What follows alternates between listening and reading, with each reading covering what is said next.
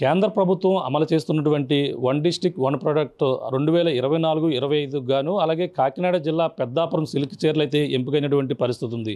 దీనికి సంబంధించిన ఇటీవలే ఢిల్లీలో కూడా కాకినాడ జిల్లా కలెక్టర్ సాన్మోహన్ ఈ యొక్క ప్రగతి మైదానంలో జరిగినటువంటి ఈ యొక్క ఏదైతే వన్ డిస్ట్రిక్ట్ వన్ ప్రోడక్ట్లో భాగంగా దాని అవార్డు కూడా ఏదైతే ఈ యొక్క వాణిజ్య మరియు పరిశ్రమల శాఖ మంత్రి ఎవరైతే ఉన్నారో పీయూష్ గోయల్ చేతుల మీద కూడా దీన్ని జిల్లా కలెక్టర్ కూడా అందుకున్నటువంటి పరిస్థితి ఉంది.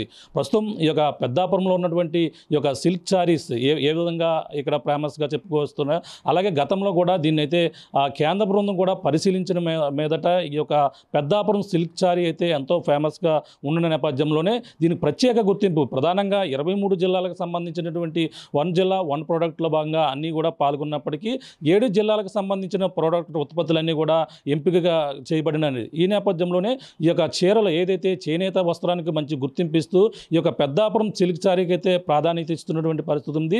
దీనికి కూడా ప్రత్యేకమైన అవార్డు ఇచ్చారు.